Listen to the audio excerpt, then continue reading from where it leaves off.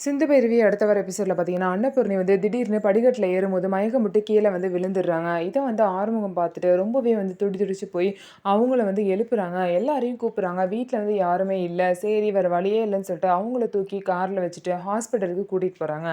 அதுக்கப்புறம் பார்த்தீங்க அப்படின்னா, டாக்டர் வந்து அன்னபூர்ணி வந்து செக் பண்ணுறாங்க. அன்னபூர்ணியை செக் பண்ணிவிட்டு, என்னாச்சு டாக்டர், அம்மாவுக்கு என்னாச்சு அப்படின்னு சொல்லிட்டு கேட்குறாங்க. உடனே பார்த்தீங்க அப்படின்னா, அவங்க வந்து இதுக்கு முன்னாடி ஒரு தடவை கீழே வந்து விழுந்திருக்காங்க. அப்போ கீழே விழுந்தப்போ அவங்களுக்கு வந்து பிரெயின்ல வந்து பிளட் கிளாட் ஆயிருக்கு. 2 இடத்துல வந்து பிளட் கிளாட் ஆயிருக்கு.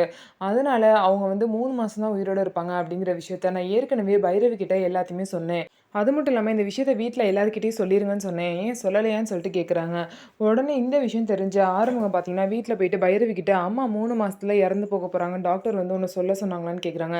பைரவி எந்த பதிலுமே சொல்லாம அழுதுகிட்டே இருக்காங்க. அதுக்கப்புறம் ஆமா அப்படின்னு சொன்னோனே, வேகமா பார்த்தீங்க அப்படின்னா, ஆறுமுகம் பைரவிய வந்து அறைஞ்சிருவாங்க. ஸோ இதனால பார்த்தீங்கன்னா, பைரவி ரொம்ப ஷாக் ஆயிருவாங்க. இருந்தாலும் இந்த உண்மைய மறைச்சது ரொம்ப பெரிய தப்பு தான். எல்லார்கிட்டயும் சொல்லியிருக்க வேண்டிய விஷயம் தான். பைரவி வந்து இத மறைச்சிருக்க கூடாது. பைரவி வந்து இந்த மாரி இவங்களுக்கு உடம்பு சரியில்லாம இருக்கனால தான் பிடிக்கலனாலும் ஆறுமுகத்து கூட சேர்ந்து வாழ்ந்துட்டு இருக்காங்க. ஸோ இதுக்கப்புறம் என்ன நடக்க போது? பைரவியும் ஆறுமுகமும் சேர்ந்து வாழ்வாங்களா? இல்லன்னா ஏதாவது ஒரு சிச்சுவேஷன்ல அவங்க 2 பேரும் பிரிஞ்சுருவாங்களா? என்ன நடக்க போகுது அப்படின்னு சொல்லிட்டு வெயிட் பண்ணி பார்க்கலாம். நம்ம வீடியோ உங்களுக்கு பிடிச்சிருந்தா, நம்ம வீடியோவ லைக் பண்ணிக்கோங்க. மறக்காம நம்மளோட சேனல சப்ஸ்கிரைப் பண்ணிட்டு பாருங்க.